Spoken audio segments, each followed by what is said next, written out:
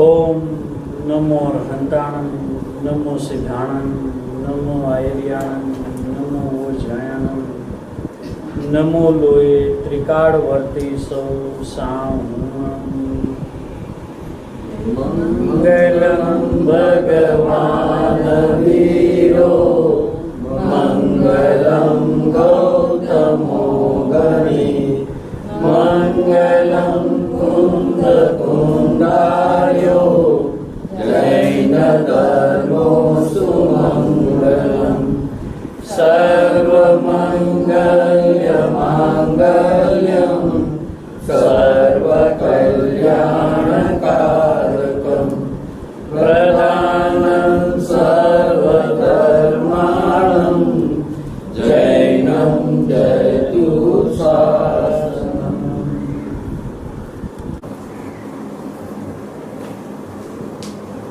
प्रथम चैप्टर भगवान आत्मा। चौथो प्रश्न, जीवने शरीरवाळो के रागवाळो केवो ए तो व्यवहारथी कथन छे, पण जीवने सम्यक दर्शन वाळो तो कहेवाय ने।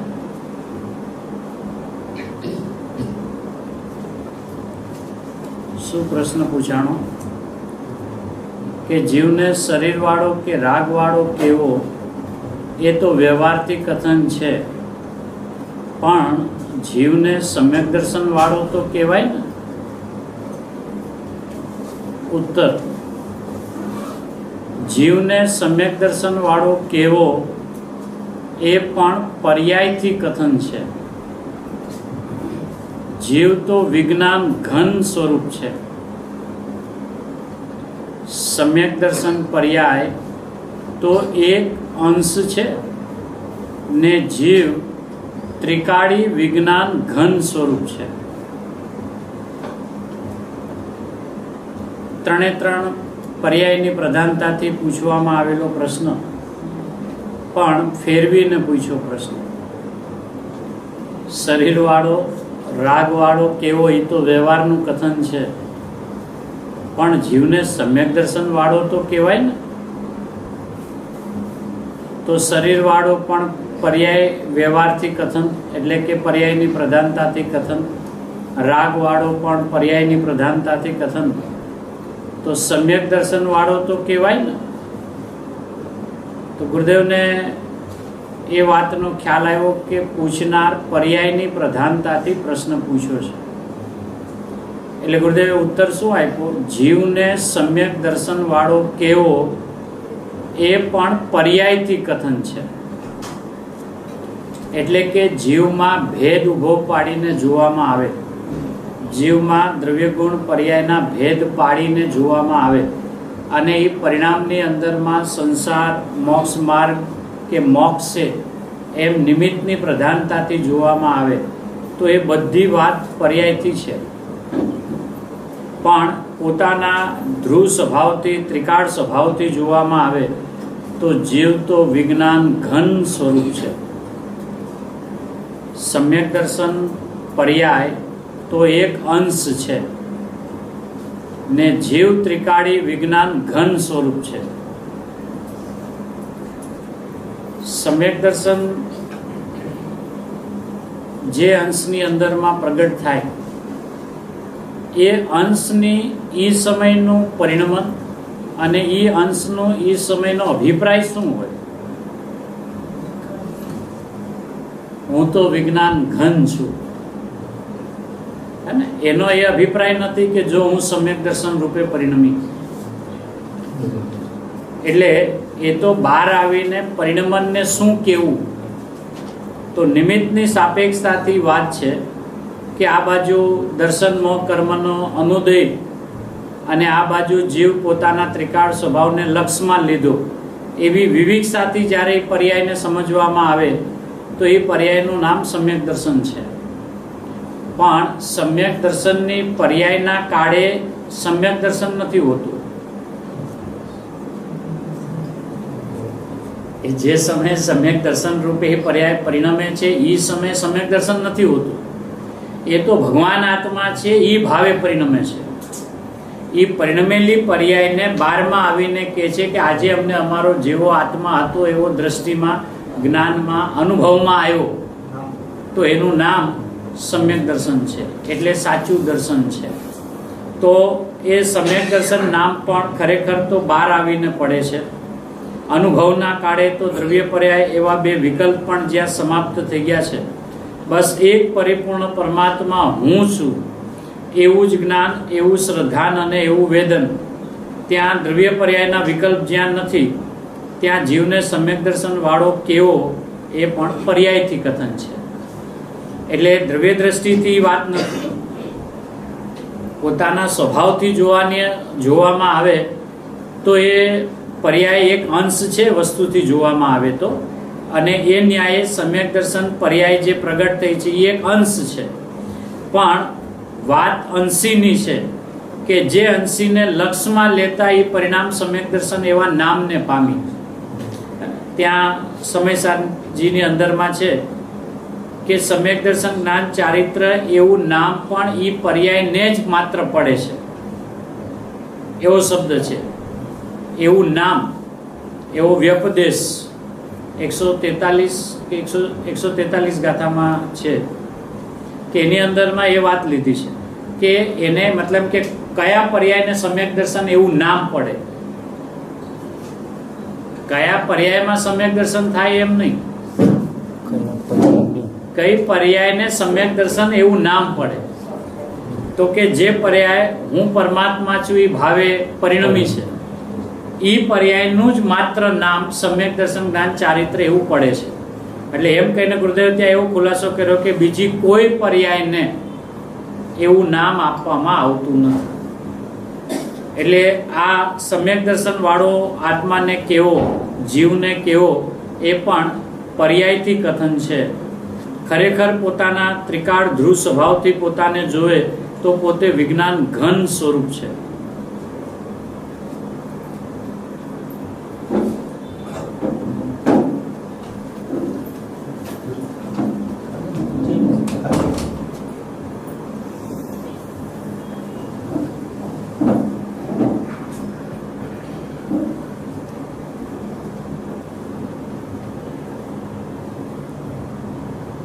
સમ્યક દર્શન અને આત્મા ભેદરૂપ છે કે અભેદરૂપ?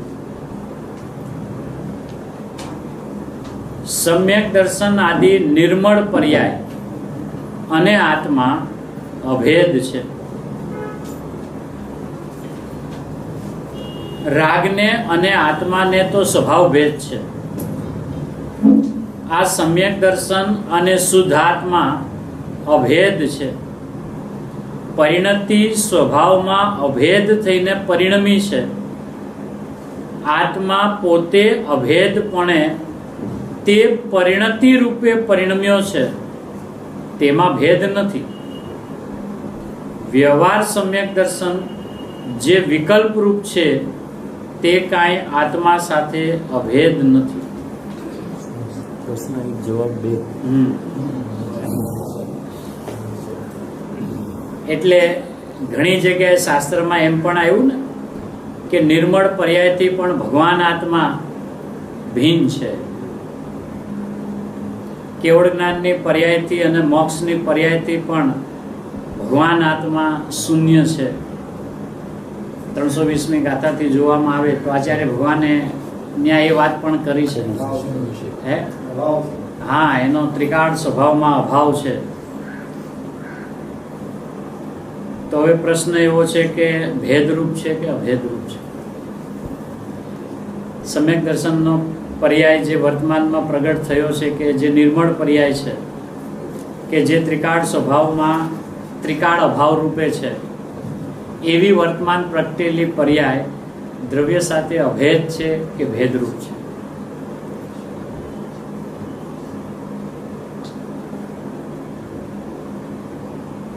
કે પ્રભુ એ સમ્યક દર્શનનો કાળ જે છે ને નિર્મળ પર્યાયનો, એ સમય તો આત્મા અભેદ છે. એ દ્રષ્ટિથી એમાં નથી અને જ્ઞાનથી ઈ જ છે. એમાં નથી, ઈજ છે. કેમ ઈજ છે? જો એ ગુરુદેવ શબ્દ પ્રયોગ શું કર્યો છે? આત્મા પોતે, પર્યાય પોતે એમ શબ્દનો પ્રયોગ કર્યો. આત્મા પોતે અભેદપણે તે પરિણતિ રૂપે પરિણમ્યો છે. એટલે આત્મા પરિણમ્યો છે, એ પર્યાય પરિણમી છે એમ નહીં. એટલે બે શબ્દ, આત્મા પોતે અભેદપણે તે પરિણતિ રૂપે પરિણમ્યો છે, તેમાં ભેદ નથી.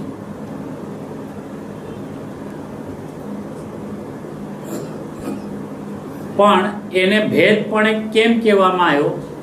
કે એક સમયનો અંશ છે, એટલે એવો પર્યાયનો ભેદ ઉભો કરવામાં આવે તો એ સમયવર્તી છે, એટલે કે એક અંશ છે.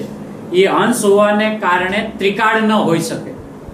ઈ વિવિક્તાથી જ્યારે વાત ચાલે ત્યારે ઈ પર્યાયથી ભગવાન આત્મા શૂન્ય છે, પોતાની હયાતી ત્રિકાળ છે, ધ્રુવ છે, અપરિણામી છે, જેમાં પરિણમન જ નથી. ઈ જ્યારે ત્યાંથી વાત આવે ત્યારે એક સમયનું પરિણમન જે છે ઈ એમાં નથી, બરાબર છે. પણ હવે જેમાં એવું પરિણમન નથી એવી વસ્તુ જે સમય લક્ષમાં આવે છે, કે જેને નિર્મળ પર્યાય સમ્યક દર્શન કહેવામાં આવે છે, ઈ સમય ઈ પર્યાય ઈ દ્રવ્યથી ભિન્ન છે કે અભિન્ન? પ્રશ્ન એ છે ને, ભેદરૂપ છે કે અભેદરૂપ? તો કે અભેદ છે. જો એ કાળે પણ ભેદ દેખાય તો સમ્યક દર્શન નથી, હે ને? એટલે ગુરુદેવે કોઈ વિવિક્તાથી હમણાં અહીંયા વાત ન કરી કે દ્રષ્ટિ અપેક્ષા એ ભેદ છે ને જ્ઞાન અપેક્ષા એ અભેદ છે, એમ વાત ન કરી. કેમ ન કરી? કે પ્રશ્ન પૂછનારે સમ્યક દર્શનની પર્યાય આત્મા સાથે ભેદરૂપ છે કે અભેદરૂપ, બસ એટલો પ્રશ્ન છે. તો સીધો જવાબ શું છે? કે સમ્યક દર્શન આદિ નિર્મળ પર્યાય અને આત્મા અભેદ છે.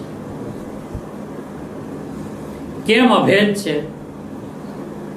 તો કે આત્મા પોતે અભેદપણે તે પરિણતિ રૂપે પરિણમ્યો છે, તેમાં ભેદ નથી. એ પરિણમે છે એને પર્યાય જે કહેવામાં આવ્યું છે એ તો ક્રિયાની પ્રધાનતાથી કહેવામાં આવ્યું છે. પણ જે પરિણમ્યો છે એ તો ભગવાન આત્મા પોતે પરિણમ્યો છે. કેમ કે આપણામાં જે બે સ્વભાવભૂત વ્યવસ્થા જે છે, એકરૂપ કાયમ રહેવું અને એકરૂપ રહીને પરિણમ્યા કરવું, તો એકરૂપનું પરિણમન પણ એકરૂપ જ હોય ને. એકરૂપ કહેવાય.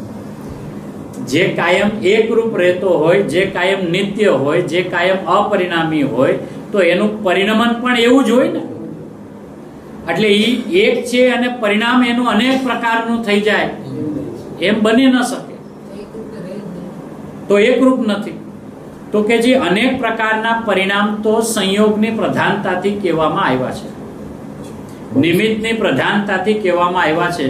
જીવના પરિણામ અનેક પ્રકારના ન હોઈ શકે, કેમ કે જીવ છે જ એક પ્રકારનો, એક રૂપ છે, અભેદ છે, અખંડ છે, તો એનું પરિણમન પણ એવું જ હોય.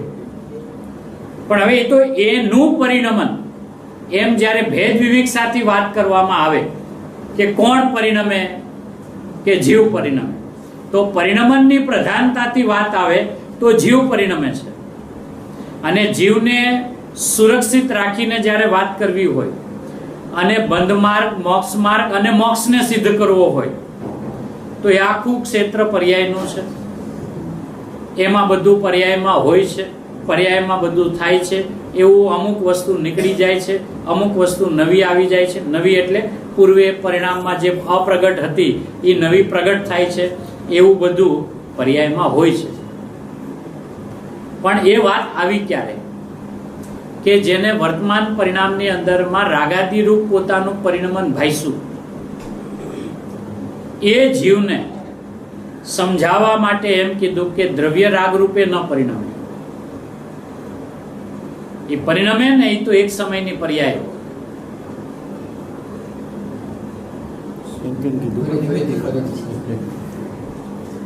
જો અહીંયા ગુરુદેવ રાગને શું કામ અહીંયા યાદ કર્યો? રાગને અને આત્માને તો સ્વભાવ ભેદ છે. આ સમ્યક દર્શન અને શુદ્ધાત્મા અભેદ છે.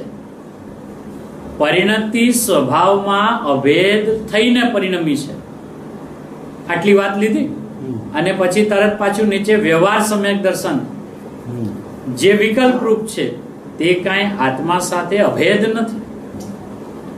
એટલે રાગને પોતાના પરિણામની અંદરમાં છે એમ જ્યારે સિદ્ધ કરવું છે, કર્મથી નથી થયા, પરદ્રવ્યથી નથી થયા, પોતાના અપરાધને કારણે પોતાની પર્યાયમાં એક સમયની અવસ્થામાં એક સમય પૂરતું છે એમ જ્યારે સિદ્ધ કરવું છે ત્યારે દ્રવ્યમાં નથી.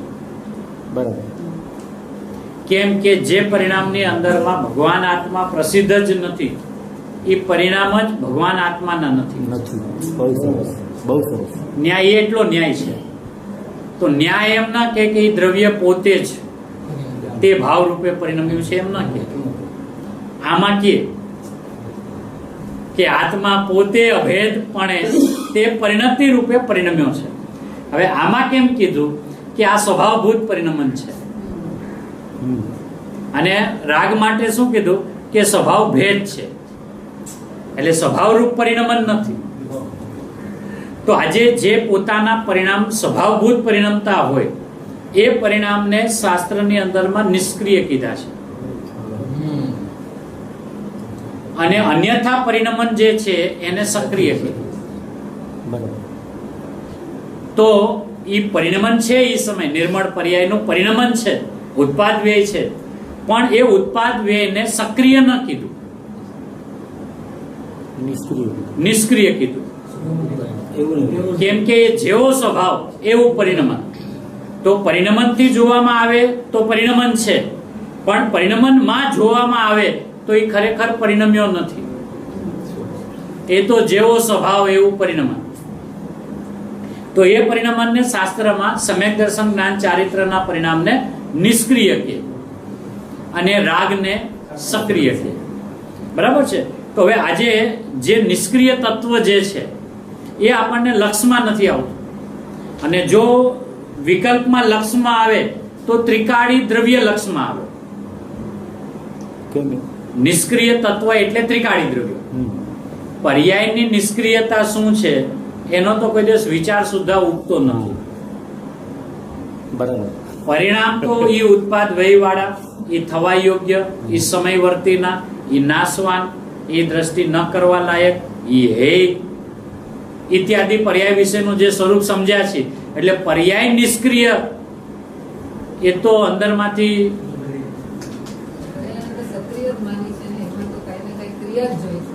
હવે એક ક્રિયા રાગવાળી જોઈ છે. બરાબર છે. હવે એ પર્યાય નિષ્ક્રિય છે એવું કોઈ દિવસ પર્યાય વિશેની સાચી સમજણ થઈ નહીં. કે દ્રવ્ય ત્રિકાળ નિષ્ક્રિય હોય તો એવા દ્રવ્યની વર્તમાન અવસ્થા પણ એના જેવી જ હોય ને. આજે હું જેની શક્તિ મારામાં સ્થાપું છું, નિષ્ક્રિય એક શક્તિ મારામાં છે હું સ્થાપું, તો જેટલી શક્તિઓ હોય એ શક્તિનું પરિણમન હોય કે નહીં? એ જ રૂપે હોય ને. અને નિષ્ક્રિય શક્તિનું પરિણમન હોય તો કેવું હોય? સક્રિય.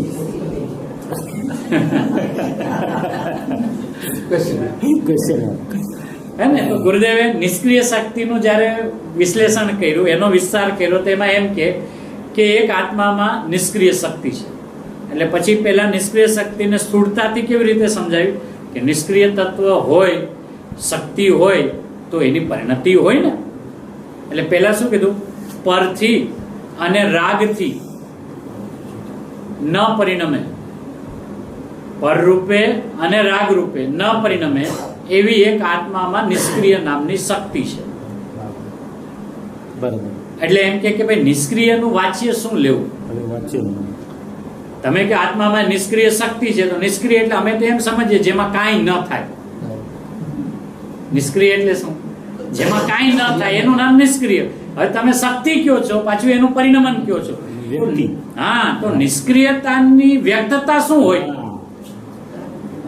તો કે પેલા બહારથી વાત કરી, પર રૂપે ન થવું અને રાગ રૂપે ન થવું, એ એવી એક આત્મામાં નિષ્ક્રિય શક્તિ છે.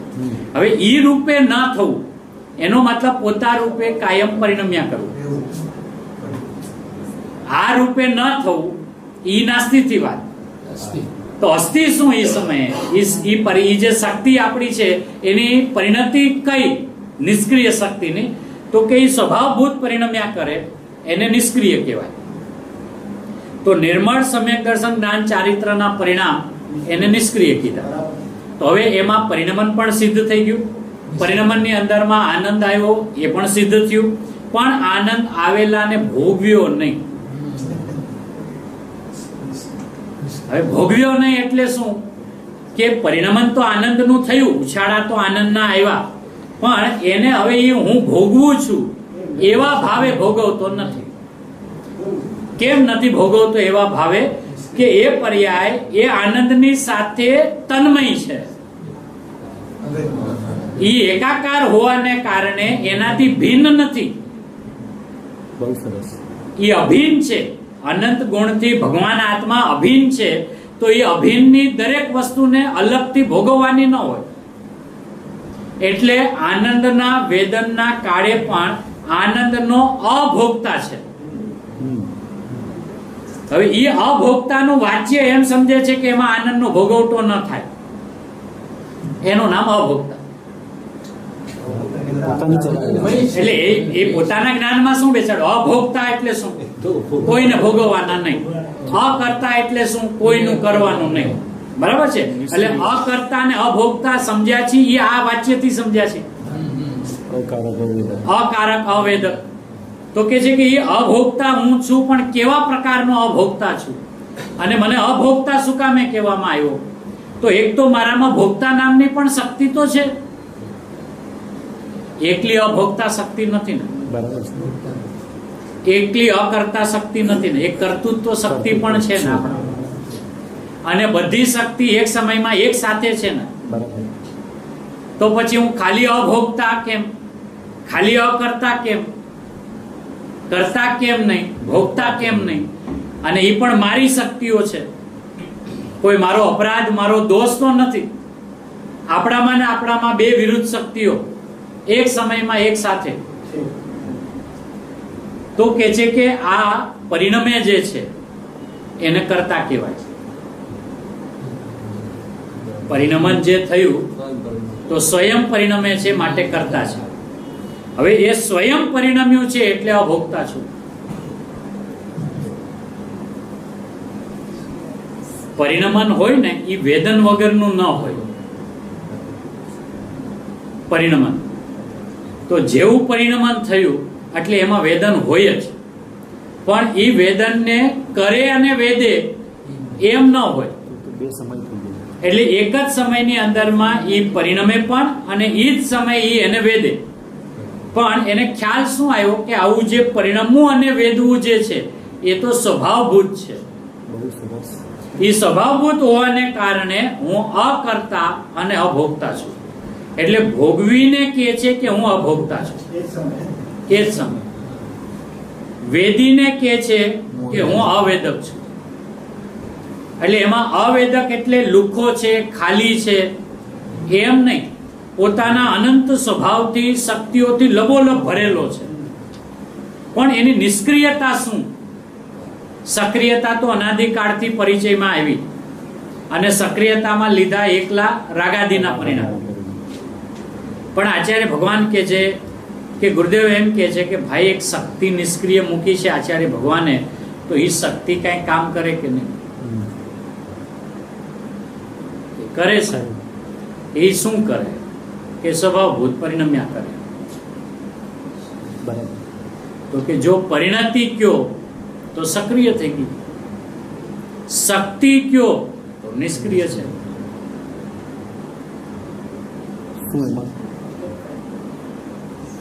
એટલે નિષ્ક્રિય શક્તિ છે એમ જ્યારે આપણે વાત કરીએ તો એમાં પરિણમન ન દેખાય કે શક્તિ છે મારામાં એમ.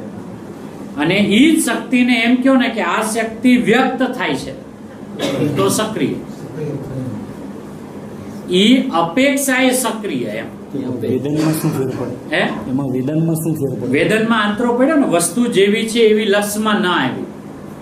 શા માટે? વાત તો નિષ્ક્રિય જ છે ને. પણ એ નિષ્ક્રિય એટલે શું કે છે એમ જોવે તો નિષ્ક્રિય થઈ એમ જોવે તો સક્રિય. બહુ સરસ. બહુ સરસ. હે ને? એ છે તો શક્તિ છે, તો નિષ્ક્રિય તત્વ હું છું. પણ મારામાં ને મારામાં ઈ શક્તિ જો પરિણમી એમ જોયું તો એ નિષ્ક્રિય શક્તિ પોતે સક્રિય થઈ ગઈ. ખાલી કેટલી દ્રષ્ટિથી ઈ થઈ ને, ઈ પરિણમી ને, બસ ઈ પરિણમીને એટલું જોયું એનું નામ ઈ સક્રિય. ઈ અપેક્ષાએ સક્રિય, નહીતર શક્તિ છે નિષ્ક્રિય. હવે અહીંયા જે તમને કહ્યું છું જોયું એટલે કે વેદન સમય બદલાઈ ગયો, બરાબર છે? એક જ સમય એક જ સમયમાં જેમ વેદન એને સક્રિય જોયું, નિષ્ક્રિય અને સક્રિય જોયું તો વેદન દુઃખનું. તો પછી નિષ્ક્રિયતા રૂપે વેદનને કેવી રીતે ફીલ કરવું? એટલે એમ કે એ નિષ્ક્રિયતા લક્ષમાં આવશે તો એ આનંદ વાળું પરિણમન છે ને સાથે એ વેદનમાં આવશે. પણ એ વેદું છું એમ નહીં હોય. અત્યારે સક્રિયતા શું છે જીવોની કે મારે સમ્ય દર્શન કરવું છે, બરાબર, એક વાર મારે આનંદને ભોગવવો છે, બે વાર, ત્રીજું મારે ત્રિકાળી પરમાત્માની દ્રષ્ટિ કરવી છે. બરાબર છે? આવા કોઈને કોઈ અભિગમ પોતાના વર્તમાન પરિણામની અંદરમાં 24 કલાક ચાલતા હોય. દ્રવ્ય ઉપર મારું લક્ષ જાય, કા મારા પરિણામની અંદરમાં સમ્યક થાય, અથવા મને આનંદના પરિણામનું વેદન આવે. બરાબર છે? આ ત્રણમાંથી હવે એને ખ્યાલ નથી આવતો કે આ ત્રણે ત્રણ મારા પરિણામની સક્રિયતા છે.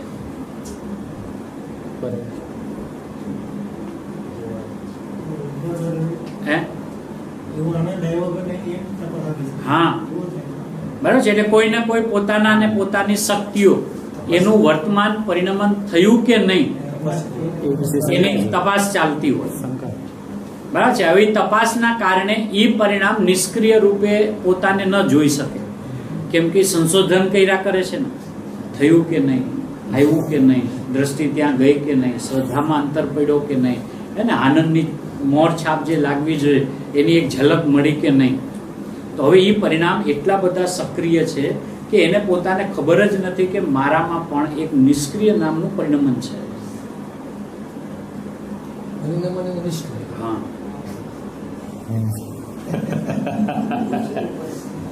પરિણમન અને નિષ્ક્રિય. પણ નિષ્ક્રિય એટલે શું કે કાંઈ ન થવું એમ નહીં, એવું ને એવું પરિણામ. જેવો આપણો ત્રિકાળ સ્વભાવ એવું પરિણમન. એટલે ગુરુદેવે કળશ ટીકાના પ્રવચનમાં એમ કીધું કે એ રાગની અપેક્ષાએ નિર્મળ સમ્યક દર્શન જ્ઞાન ચારિત્રના પરિણામ નિષ્ક્રિય છે. બરાબર છે? તો હવે રાગને સક્રિય જ્યારે કેવો છે તો સમ્યક દર્શન જ્ઞાન ચારિત્રના પરિણામને નિષ્ક્રિય કીધું. હવે એ પરિણામને સમ્યક દર્શનના પરિણામને જ્યારે સક્રિય કેવું છે તો ત્રિકાળી પરમાત્મા નિષ્ક્રિય છે. બરાબર છે? તો હવે પ્રશ્ન રાગનો નથી. એ ચેપ્ટરને હમણાં ચોકડી મારીએ અને એકલો હું ધ્રુવ પરમાત્મા વિજ્ઞાન ઘન સ્વરૂપ જે હું છું, હવે એનું પરિણમન. હવે એનું પરિણમન હોય તો એ પરિણમન કેવી રીતે હોય? એ તો ઘન છે ને, ઘન સ્વરૂપી હોય. તો એ જે ઘન સ્વરૂપી છે એમાં કોઈ એકાંત ન પકડી લે કે વસ્તુની અંદરમાં પરિણમન જ નથી, સર્વતા કુટસ્થ છે, તો એને સમજાવવા કે ના, વસ્તુ એમ નથી. વસ્તુ એકરૂપ રહીને પરિણમે છે. એટલે પરિણમનને સિદ્ધ કર્યું. એ સિદ્ધ કર્યું તું અન્ય 5 મતોની અપેક્ષાએ. અન્ય મતની અંદરમાં જે એક એક પડખાને જે પકડીને વસ્તુને જે સમજવી લીધી છે એવી વસ્તુ નથી. એવું જ્યારે સમજાવવું છે ત્યારે વસ્તુ ઉત્પાદ વે ધ્રુવયુક્તમ સત ગુણ પર્યાય વદ દ્રવ્યમ, એ બધી વાત જે તત્વાર્થ સૂત્રની અંદરમાં આચાર્ય ભગવાને જે સૂત્ર આપ્યા એ આપ્યા શું કામ? એને ખબર છે કે વસ્તુ એકરૂપ છે અને એકરૂપ વસ્તુનું પરિણમન એકરૂપ હોય.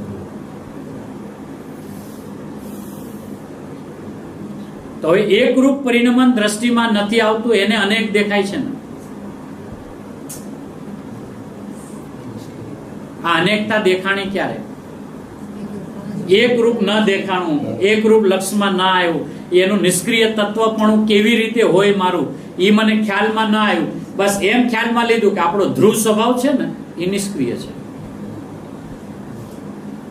પણ ધ્રુવ સ્વભાવ નિષ્ક્રિય હોય અને એમાંથી આવતી પર્યાય હોય એ નિષ્ક્રિય હોય ને. જેમાં છે એમાંથી આવે છે ને, અધર અધર તો નથી થતી. એની કોઈ વજ્ર ભૂમિ છે ને કે જે ભૂમિ ઉપરથી આ તરંગો ઉઠે છે, તો એ જે વજ્ર ભૂમિ છે એની અંદરમાં શું છે કે એમાં તો એક નિષ્ક્રિયતા છે. તો કે એ નિષ્ક્રિયતાનું પરિણમન કેવું હોય કે નિષ્ક્રિય. બહુ સરસ. તો કે નિષ્ક્રિયનું વાચ્ય શું સમજવું? એ નિષ્ક્રિય કહેતા તરત એમ કાંઈ નહીં. હે ને, આમ ફ્રી હોય ત્યારે શું કે હમણાં તમે શું કામ કરો? કે હમણાં કાંઈ નહીં, નિષ્ક્રિય છું, કાંઈ કામ નથી કરતો. બરાબર છે. હવે કાંઈ કામ નથી કરતો એવું બધું કરતો હોય, એવું બધું કરતો હોય કે હું કાંઈ કામ નથી કરતો, પણ એમાં જમતો હોય, ઉઠતો હોય, ખાતો હોય, બોલતો હોય, વાત કરતો હોય, બધું હોય, પણ એ કોઈ એકની પ્રધાનતાથી કે છે ને કે હમણાં કાંઈ કામ નથી, હમણાં સાવ ફ્રી છું, સાવ નિષ્ક્રિય. તો એને પૂછો તો તમે તો જડ થઈ ગયા છો કે કામ તો નહીં કે ના ના એમ તો ઉઠું છું, ખાઉં છું, પીઉં છું, જાઉં છું, આવું છું, બધું. એટલે એનો મતલબ શું? એનું પરિણમન બંધ નથી થયું. એમ આપણે સમજવું શું છે એનું એનું પરિણમન બંધ નથી થયું એમ. પણ એના પરિણમનની અંદરમાં એને જેવું જોતું હતું એવું કાંઈ થતું નથી, એટલે એ અપેક્ષા નિષ્ક્રિય કે છે. બસ હવે અહીંયા નિષ્ક્રિયતા શું છે કે એને રાગ નથી થતો. જેવો સ્વભાવ એવું પરિણમન. તો ત્રિકાળ સ્વભાવ, ત્રિકાળ નિષ્ક્રિય અને એમાંથી આવેલી ધારા એ પણ નિષ્ક્રિય. તો હવે નિષ્ક્રિય પરિણમન પણ હોય એવું જો પરિણમનની અંદરમાં ખ્યાલ આવી જાય તો પરિણમન પોતે પોતાની સક્રિયતા કેમ કહેવાણી અને સક્રિયતાના કાળે ખરેખર હું તો નિષ્ક્રિય છું એવું વાચ્ય જ્યાં એને સમજાણું, તો એ સ્વર જે એનો આવ્યો ને કે હું નિષ્ક્રિય છું, તો એ ધ્રુવને જોઈને નિષ્ક્રિય નથી કહેતી. એ પોતાની અંદરમાં એનું નિષ્ક્રિયત્વપણું કેવી રીતે છે એને ખ્યાલમાં આવ્યું. અત્યાર સુધી ધ્રુવમાં નિષ્ક્રિયપણું છે એમ પર્યાયમાં ખ્યાલ આવતું હતું, પણ પર્યાયમાં પર્યાયનું નિષ્ક્રિયપણું છે એ જો ખ્યાલમાં ન આવે તો એ પરિણામ સમ્યક દર્શન રૂપે ન પરિણમે. અને સમ્યક દર્શન રૂપે પરિણમવું એટલે શું કે અભેદ રૂપે પરિણમવું. એમ કીધું કોનાથી અભેદ રૂપે પરિણમવું? આમાં એમ લીધું ને અભેદ. તો કે પૂર્વના પરિણામની અંદરમાં પર્યાયમાં ભેદ પાડ્યા હતા. એ પર્યાય જે એક સમયની છે પણ અનંત શક્તિથી ભરેલી છે ને, એ તો કાળની અપેક્ષા એક સમયની છે, પણ શક્તિથી જોવો તો અનંત શક્તિ લઈને આવી છે સાથે. તો હવે એ અનંત શક્તિની ધરનારી જે પર્યાય જે છે ને એને પોતામાં ને પોતામાં ભેદ ઉભો પાડ્યો હતો કે હું તો પર્યાય છું. પહેલો મોટામાં મોટો એક સમયવર્તી છું, નાશવાન છું, ઉત્પાદ વ્યયવાળી છું, સક્રિય છું, ઇત્યાદિ ઇત્યાદિ. હવે એ પરિણામને ખબર પડી કે અરે હું તો અભેદ છું, એટલે કે હું પર્યાય નથી, એટલે કે હું દ્રવ્ય છું. જ્યાં હું દ્રવ્ય છું તો એને ખબર છે દ્રવ્ય સ્વભાવથી અભેદ જ હોય, દ્રવ્યમાં ભેદ ન હોય શકે. બરાબર છે. તો જે દ્રવ્ય તરીકે પોતાને સ્વીકારશે એમાં પણ કોઈ પણ પ્રકારના ભેદ નહીં હોય. એમ પર્યાય ખરેખર પર્યાયમાં અભેદ થઈ, પર્યાય ખરેખર પર્યાયથી અભેદ થઈ છે, પણ થઈ છે દ્રવ્ય ભાવે. તો કથનમાં એમ આવે કે દ્રવ્યથી અભેદ થઈ.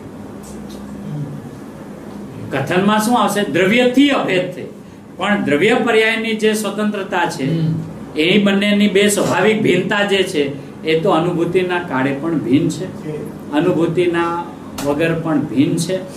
અને છતાં આ અભિન્ન થાય છે એટલે શું થાય છે? તો કે દ્રવ્ય પર્યાયના વિકલ્પ મટ્યા.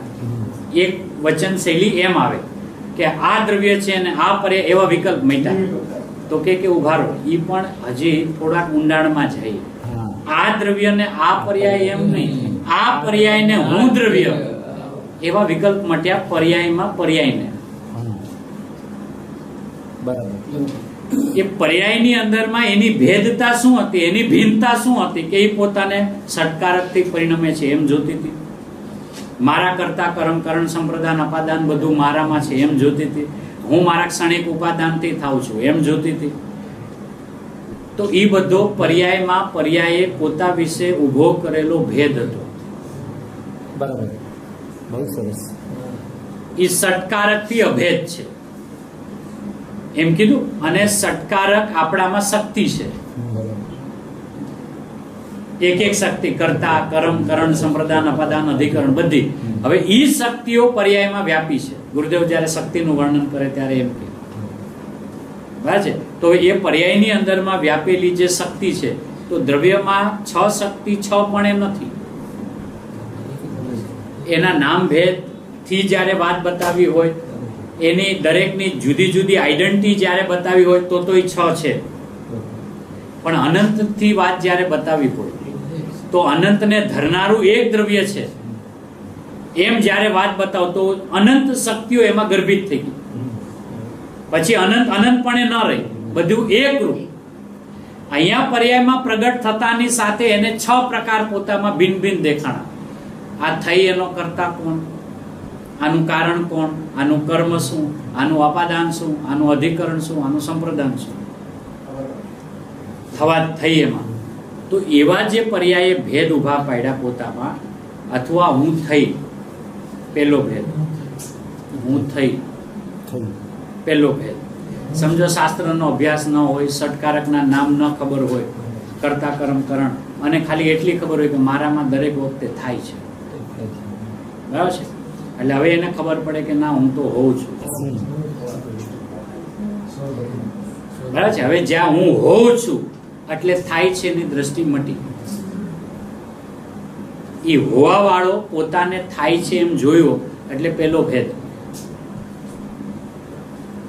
નવી થઈ બીજો ભેદ, આવું પેલા નહોતું ત્રીજો ભેદ,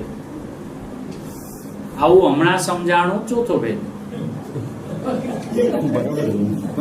બધા ભેદ ઉભા કેમ?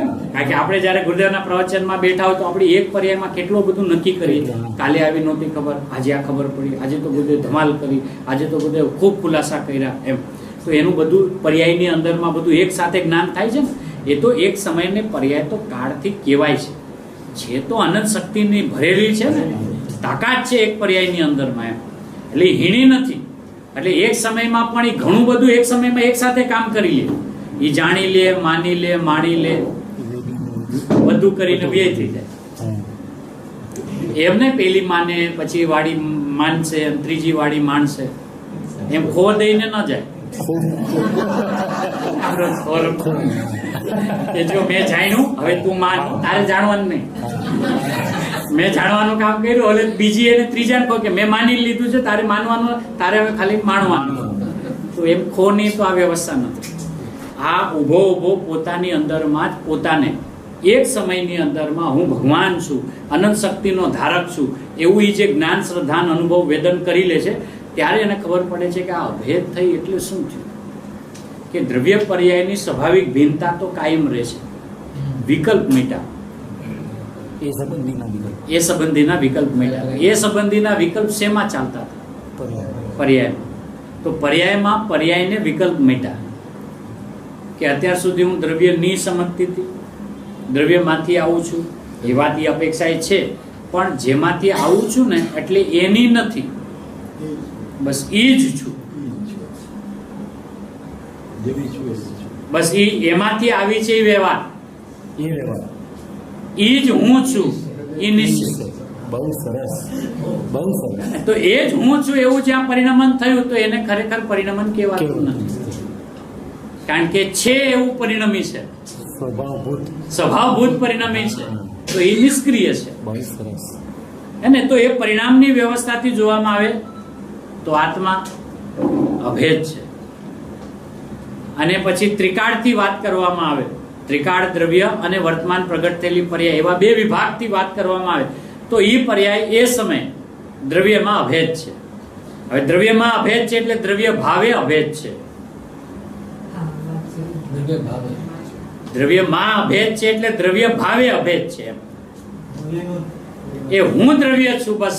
તો એને અભેદનું વાચ્ય બતાવવું હોય તો એમ કહેવાય કે એ દ્રવ્ય પોતે એ પર્યાય રૂપે પરિણમ્યું છે.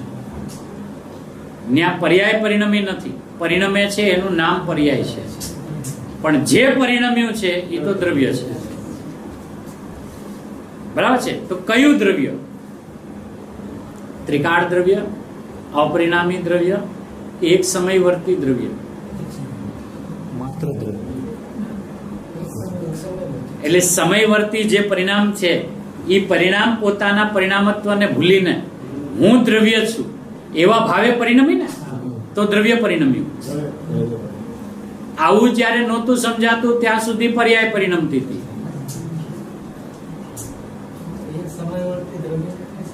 એટલે એમ કે એ એક સમયનું પરિણમન જે છે એ પરિણમને પોતાને હું દ્રવ્ય છું એમ જાણીને એમ માનીને પરિણમી ને, તો એ સમયવર્તીનું દ્રવ્ય.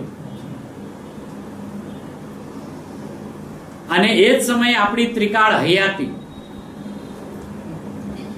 જેને ગુરુદેવ એમ કે પર્યાયમાં દ્રવ્ય આવે નહીં, પર્યાય દ્રવ્ય રૂપે થાય નહીં, પણ દ્રવ્યનું જેટલું સામર્થ્ય છે એટલું બધું પર્યાયમાં આવે, એનું જ્ઞાન થાય. તો એ જાણવાની પ્રધાનતાથી જ્યારે વાત કરીએ તો મારી અંદરમાં ત્રિકાળ શક્તિઓ લબોલબ ભરેલી છે એવું પર્યાયમાં દ્રવ્યમાં ગયા વગર પર્યાયમાં જ્ઞાન થાય. જેમ પરમાં ગયા વગર લોકાલોકનું જ્ઞાન થાય, ઈ ન્યાયે ઈ પર્યાય દ્રવ્યમાં ગયા વગર દ્રવ્ય કેવું અને કેવડું છે એવું જ્ઞાન થાય. પણ એવું થાય ક્યારે? કે એ પર્યાય પોતાને હું પર્યાય છું એમ ભૂલે તો. હું દ્રવ્ય છું, હું વિજ્ઞાન ઘન છું. અને વિજ્ઞાન ઘનની વ્યવસ્થા શું છે કે દ્રવ્ય સ્વભાવ તો અનંત ગુણાત્મક છે, એટલે અનાદિ અનંત વિજ્ઞાન ઘન છે, અનાદિ અનંત વિજ્ઞાન ઘન છે. પર્યાયની અંદરમાં નવું વિજ્ઞાન ઘન થાય છે એમ જ્યારે કે તો પર્યાય જ્યારે ઉત્પાદ વ્યય રૂપે માત્ર જોવામાં આવે તો એ પર્યાયની લિક્વિડિટી છે. એટલે શું કે હા, એની પ્રવાહિતતા, દ્રવ્યતા છે ને, ઉત્પાદ વ્યય ઉત્પાદ વ્યય ઉત્પાદ વ્યય ઉત્પાદ વ્યય. હા, હવે એ જ્યારે પ્રવાહિતતા રૂપે પોતાને જોવે છે તો એ ઘન નથી થઈ શકે.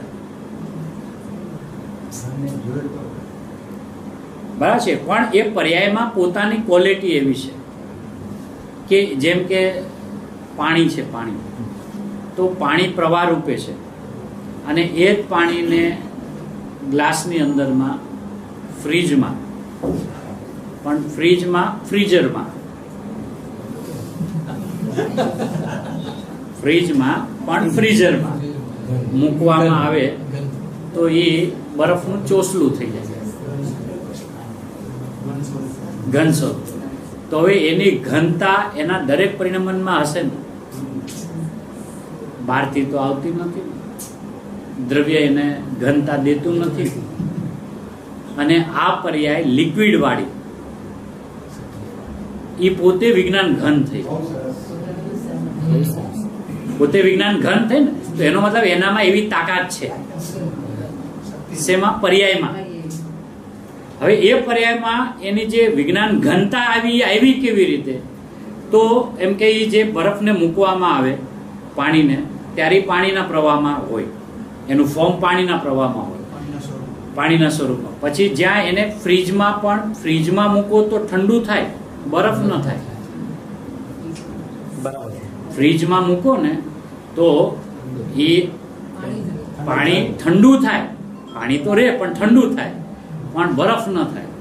એટલે એનું સ્થાન ફ્રીઝર છે, ફ્રીજ નહીં. ફ્રીજમાં પણ ફ્રીઝર એમ. હવે આમ આપણે તપેલીને ઓલી ગ્રીલ ઉપર મૂકી દો, અંદરમાં જ્યાં શાકભાજી બીજું રાખતા હોય, તો ત્યાં પાણી ઠંડુ થાય, બરફ ન થાય. પણ ફ્રીઝરમાં મૂક્યું એટલે બરફ થાય. હા,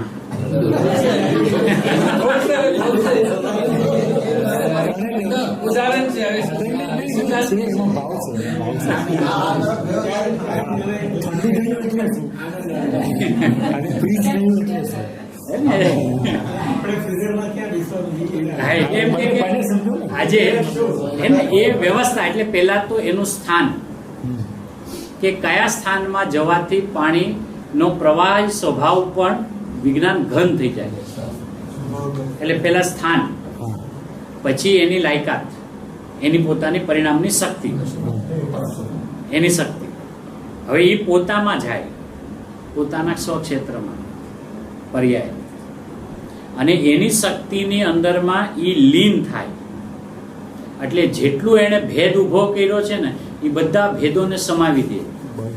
એટલે એ અંદરમાં જેમ જેમ વિજ્ઞાન ઘન થાય એટલે શું થાય? લીન થાય.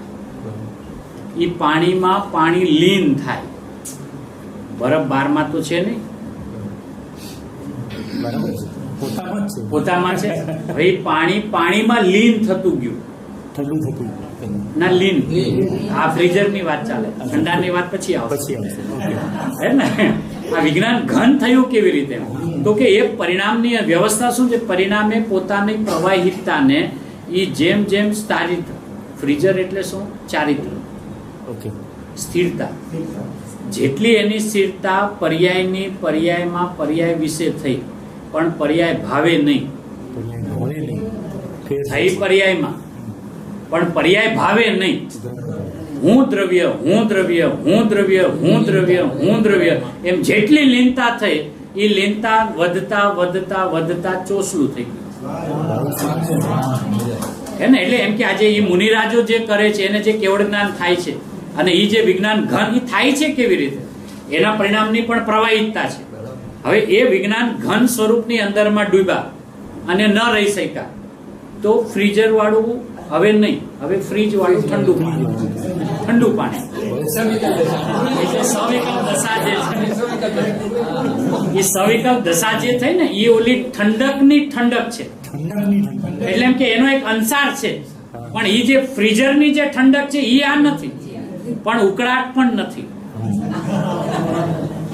એટલે સવિકલ્પ દશાની અંદરમાં ભલે નિર્વિકલ્પ જેવી અનુભૂતિ નથી, જેવી સાક્ષાત નિર્વિકલ્પમાં અનુભૂતિ છે એવી નથી, પણ એને એ સવિકલ્પ દશાની અંદરમાં પણ સ્વભાવની ઠંડક છે.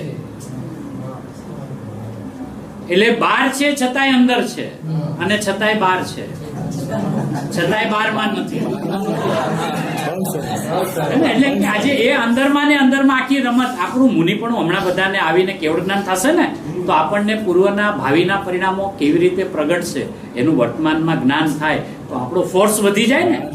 એમ કે ભાઈ આ વિજ્ઞાન ઘન આમ થાય, એ દ્રવ્ય મારું વિજ્ઞાન ઘન છે એ તો છે, પણ એ કઈ ઘન નહીં થાય. આ તો જેમાં લિક્વિડિટી છે, જેમાં પ્રવાહિતતા છે, એ પોતે વિજ્ઞાન ઘન થશે ને. એટલે એ પર્યાય જે સમ્યક દર્શન વાળી છે એ આગળ કડાકો બોલાવતી કેવળ જ્ઞાનને પામીને સિદ્ધત્વને પામી જશે, તો એ વિજ્ઞાન ઘન થશે ને. તો મારે અભ્યાસ તો એનો પેલા સમજવો જોઈએ. જે વિજ્ઞાન ઘન છે એમાં તો કઈ મહેનત નથી, એ તો છે જ. પણ આ મારા પરિણામની અંદરમાં વિજ્ઞાન ઘનતા કેવી રીતે થાય? તો આચાર્ય ભગવાને શું કીધું? ચારિત્ર ખલ્લું ધર્મ. ચારિત્ર ને ખલ્લું, તો ચારિત્ર એટલે શું? સ્વભાવની લીનતા, સ્વભાવની એકાગ્રતા, એની અંદરમાં જમાવટ. તો આજે જમાવટ થાય કેવી રીતે? કે એની અંદરમાં એ પરિણામની અંદરમાં એ પરિણામને એની શક્તિનો ભરોસો આવે કે હું જેટલો આમાં લીન થઈશ ને એટલી મારી વિજ્ઞાન ઘનતા થશે. અને કદાચ ન થઈ શકી વિશેષ પ્રકારે અત્યારે મારો પુરુષાર્થી પ્રકારનો કદાચ ન, તો ઠંડક તો આવશે. એટલે મારું સમ્યક દર્શન તો ક્યાંય ન જવાનું. કદાચ આ કાળમાં મારા પુરુષાર્થની કચાશને લઈને મને કેવળ ન પણ થયું અને એ વિજ્ઞાન ઘન સ્વભાવ રૂપે કદાચ ન પણ પરિણમ્યો, તો મારા સમ્યક દર્શનને કાંઈ ઊની આંચ નથી, એની ઠંડક તો કાયમ રહેશે. એટલે એનું બળ જે છે તો એ આપણને ખબર પડે કે આ પ્રવાહિતતા અને લિક્વિડિટી અને ઘનપણું જે છે એ તો પરિણામમાં સમજવાનું છે. એ ત્રિકાળ સ્વભાવને વિજ્ઞાન ઘન છે એ સમજવામાં પુરુષાર્થ નથી. કેમ કે હવે એ તો વિજ્ઞાન ઘન છે ને કે હા, પણ બધી રામાયણ તો આમાં છે. હા, એ સમજાતી નથી કે જેમાં મારી આ ચહલ પહલ ચાલે છે ને એમાં પણ એક સ્થિરનો સ્વભાવ છે. અને મેં આજ દિવસ સુધી મારા ને મારા ઉત્પાદ વ્યય વાળા સ્વભાવમાં સ્થિરતા ન જોઈ અને એકલી ઉત્પાદ વ્યયતા જોઈ એટલે મારી સક્રિયતા ટળી નહીં. અને આજે કોઈ પણ જીવને કાંઈ પણ કરવાનો જ્યારે ભાવ આવે ને, કાંઈ પણ બદલવાનો, ફેરફાર કરે, તો એ વાત જ એમ ઘોષણા કરે કે એને સ્વભાવથી વિરુદ્ધ વાળું પરિણમન જો ઉત્પન્ન થાય તો જ એને એવો વિકલ્પ ઉત્પન્ન થાય કે આને આપણે ફેરવીએ. પણ સ્વભાવભૂત પરિણમન ચાલતું હોય, કોઈને ફેરવવાનો ભાવ આવે?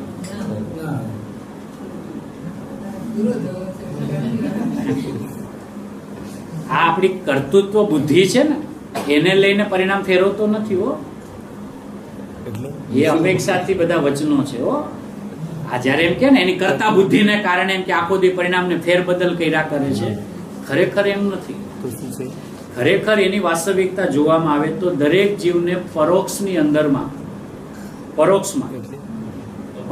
અંદરમાં પોતાની એકરૂપતા એને લક્ષમાં તો છે, ઊંડે ઊંડે પણ કેમ થાય એ ભલે વિધિ વિધાન ન ખબર હોય તો આજે એક સામાન્ય વિચાર કરીએ ને કે જીવને રાગ ઉત્પન્ન થાય તો જ એને ફેરવવાનો ભાવ શું કામ આવે છે?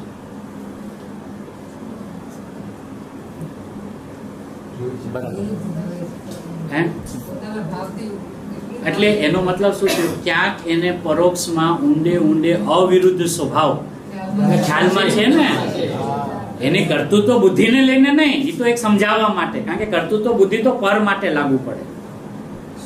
પોતામાં તો કર્તૃત્વ નામની શક્તિ છે.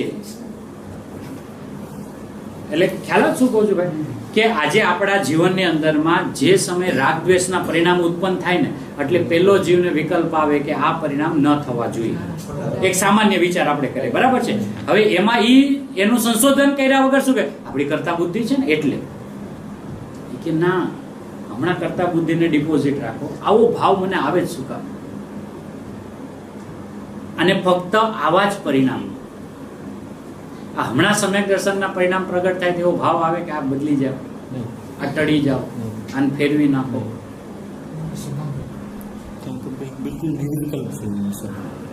બરાબર છે. તો એમ કેમ?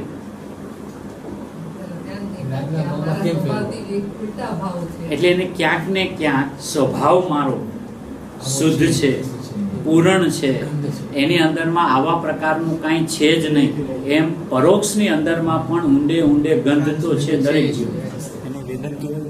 ના કહેવાય એમ. આ તો અત્યારે ખાલી એ સમજવું છે કે રાગના પરિણામ ઉત્પત્તિ થતા જ મને ટાળવાનો ભાવ શું કામે આવે છે, ખાલી એટલું. હમણાં કરતા બુદ્ધિ છે, આપણો દોષ છે, અપરાધ છે, એને હમણાં બધી વાત ડિપોઝિટ રાખો, પણ એ જ સમયે શું કામ એવો ભાવ અને એવા જ પરિણામમાં શું કામે આવે?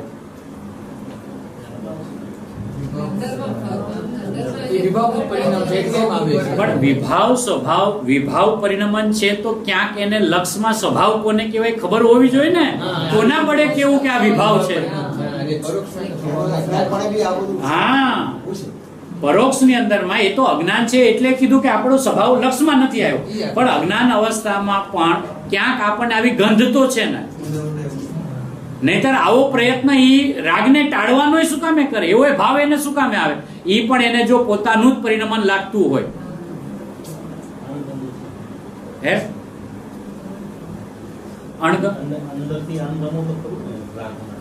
અણગમો છે, પણ શું કામ? આપણે ખાલી ઈ સમજવું છે. એટલે એનો મતલબ કે ક્યાંક આપણા સ્વભાવની ગંધ આપણને છે તો ખરી. જેમ આજે એ કસ્તુરીની ડ્યુટીની અંદરમાં, મૃગલાની ડ્યુટીની અંદરમાં કસ્તુરી છે, બરાબર છે. એની ડ્યુટીમાં એનું મુખ ભલે આમ છે, પણ એને જગતની અંદરમાં કસ્તુરી છે, એની સુગંધ છે એમ ખબર છે એટલે તો દોડે છે ને. ભલે અહીંયા જ છે એ મને નથી ખબર, પણ સુગંધ આવી રહી છે અને પાછી અહીંયાથી આવે છે ને આમ અડીને બહાર જાય છે એટલે મોઢું આમ રાખ્યું. આમથી જ હોત ને તો આમ હોત, પણ આ જયારે દોડે ને ત્યારે આમ દોડે. એટલે એને ખ્યાલ ના આવ્યો કે અહીંયા છે ને, અહીંયા છુપાયેલી પોતાની નાભીમાં કસ્તુરી, અને એ અહીંયાથી જે છુપાયેલી છે એટલે કે અપ્રગટ છે એની સુવાસ તો આવે જ છે ને. નહીં તો આમ મોઢું કેમ રાખે? આમ આમ આમ આમ ના કરે, ક્યાંથી આવે છે એમ ક્યારેય નથી કરતો. હવે ઈ જે દિશામાં ઉભો હોય ને એ દિશામાં એનું મોઢું હોય. હે? એટલે એનો મતલબ શું થયો? અહીંયાથી આવીને આમ બહાર ગઈ છે, એટલે અહીંયાથી આમ એક ન્યાય તો એને અડીને ગઈ ને, પોતામાંથી આમ ત્યારે એને ખબર પડે ને આ બાજુ છે. હવે એ જયારે આટલી બધી ભાગદોડ પછી બેઠો શાંતિથી, આમ નહીં, આમ, ઓહો આ તો અહીંયા છે. તો હવે આજે દોડે છે તો નકામો તો નથી જ દોડતો. ભલે એ વાત જુદી છે કે અહીંયા છે એ નથી ખબર, પણ છે ખરી જગતની અંદરમાં એટલું ભાન છે. અને પાછી એની આજુબાજુમાં છે એટલું ભાન છે. જો અતિ દૂર હોય ને પોતામાં ન હોય ને તો કોઈ સમય આવે ને કોઈ સમય ન આવે, અને આ તો હર સમય આવે છે, એટલે હર સમય દોડે, કોઈ સમયનો અંતરો નહીં. એની જેટલી દોડવાની તાકાત હોય ને એટલો દોડે. પણ દોડતી વખતે એને જે અભિપ્રાય દ્રઢ થઈ ગયો છે ને કે આમ જ થી આવે છે, એટલે મુખ આમથી આમ થતું નથી. બસ આટલી જ, બસ આટલું છે, કાંઈ નહીં. હા, કોઈ વિધિ નહીં, કોઈ વિધાન નહીં, સીધો. જો આમ હતો તો સીધો, હવે આમ બેઠો આમ થયો તો સીધો જ થયો ને. આમ મોઢું હતું તો સીધો હતો, અને હવે આમ મોઢું કરીને હવે આમ કર્યું તો સીધો જ થયો ને. એટલે એમાં કોઈ એને વિધિ વિધાન નથી. અને જ્યાં આમ થયો, અરે આ તો મારામાં છે, હું આ ક્યાં દોડતો હતો, આમ હવે છે આ બાજુ, એમાં બધું પૂર્વનું જ્ઞાન થઈ જાય કે અરે આમ કેમ હવે જવા દો ને, જ્યાં દોડતા ત્યાં તો મળી ગયું ને, હવે એને માયના કરો. હવે એ ઉભો થઈને આમ દાડ, અને કદાચ ઉભો થાય તો આમ રે. હજી ચોથે થી પાંચમે છઠ્ઠે ઉભો થાય, કદાચ વિકલ્પ વચ્ચે આવી જાય તો હવે આમ ન હોય, એનું મોઢું આમ જ હોય. એટલે હવે એને ઠંડુ પાણી ઉભો થાય.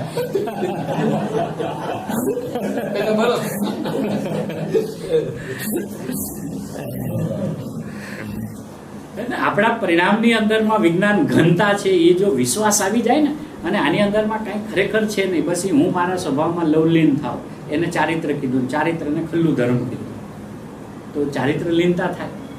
અને પરિણામને ખબર પડી, ઓહો આ મેં મારામાં ભેદ ઉભા કરું છું ને, એટલે સક્રિય, મારે કાંઈ નથી જોતું, એટલે નિષ્ક્રિય. એ જેવી નિષ્ક્રિય થઈ એટલે આનંદનો ઉછાળો આવ્યો. પણ આવેલા આનંદના ઉછાળાને ભિન્નપણે ન ભોગવે, અભિન્નપણે ભોગવે. પણ અભિન્નપણે જેને ભોગવે એને ભોગવે એમ ન કહેવાય. હા, હવે એ ગોળ ગળપણ મય છે, મય છે. હવે આપણે એમ કહી શકાય કે ગોળ આખો દી ગળપણ ને ભેદે નહીં, વેદે નહીં, મય છે. અચ્છા, હવે મય છે એટલે એમાં વેદન જ નથી એમ છે કે મીઠાસનો પિંડ છે ને, ગાંગડો છે, એમ આપણે નિત્યાનંદ, તો કઈ આનંદને ભોગવીએ ત્યારે જ ભોગતા કહેવાય કે નિત્યાનંદ છું ને. પણ નિત્યાનંદ છું, પણ આનંદથી અભેદ છું ને, એટલે એને મારે ભોગવાય નહીં. એ મારો સ્વભાવ છે. સ્વભાવ હોવાને કારણે એનાથી હું ભિન્નપણે એને ન ભોગવી શકું, અને ભોગવવાનો ભાવ પણ મને નથી આવતો. કેમ કે જે મય હોય ને એનો ભાવ ના આવે. એ ગોળપણની અંદરમાં ગોળ ને ગળપણ ને વેદવું હોય તો આમ કેવી રીતે વેદે? હે, બરાબર છે. એટલે આનંદ નો બનેલો છે, એ આનંદ ને વેદે કેવી રીતે? એ આનંદમય હું પરમાત્મા જ છું. બસ એ વાત અંદરમાંથી જે જમાવટ કરતી નથી, એનું કારણ શું છે કે ઓલી પરિણામની સક્રિયતામાં આનંદને ભોગવવો છે, ભોગવવો છે, એ ભાવ. હા, એ એને નિષ્ક્રિય રૂપ પરિણમને સમજવા દેતો નથી. એટલે રાગના પરિણામને સક્રિય કીધા અને નિર્મળ પરિણામને નિષ્ક્રિય કીધા.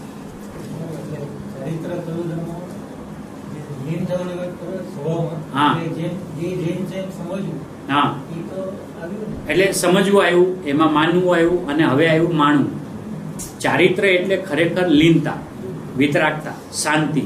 તો એમાં ચારિત્ર છે ને એ વેદનની પ્રધાનતાથી છે. ચારિત્ર શું છે? જમાવટ કરી જેવી સ્વભાવમાં લવલીન થઈ જવું, એટલે અતિન્દ્રિય આનંદનું પરિણમન હવે અસ્ખલિત ચાલુ થઈ ગયું. બરાબર છે? તો એ વેદનની પ્રધાનતા છે. લીન થવું એટલે શું? હું પર વિષયમાં લીન થઈ ગયો એટલે શું? કે મને એમાં મજા આવે છે. એને આપણે એમ કે તમે પર વિષયમાં લીન થઈ જાવ ત્યારે શું થાય? અરે મજા આવે. એટલે લીનનું વાચ્ય હું મજા આવે. એટલે લીનનું વાચ્ય આનંદ ને, ભલે આ કલ્પના વાળો છે એમ, પણ એના અભિપ્રાયમાં એનું વાચ્ય એને શું મળ્યું? કે મજા આવે છે. ગુરુદેવનું પ્રવચન સાંભળીએ ને આમ એકાકાર થઈને એટલે મજા આવે. એટલે ગુરુદેવમાં એકાકાર થવાનું વાચ્ય એને શું આવ્યું? મજા. હવે પોતાની અંદરમાં લવલીન થાય તો એનું વાચ્ય શું? આનંદ આવ્યો. અતિન્દ્રિય આનંદમય પરિણમન થયું એમ. તો હવે જે થયું એ થયું. તો હવે સાદી અનંત કાળ હવે ચોસલું પાછું પ્રવાહી ઋતુ ઉપર નહીં થાય. એ વિજ્ઞાન ઘન છે. તો એ પરિણામની જે વ્યવસ્થા છે એ પણ સમજવા યોગ્ય છે.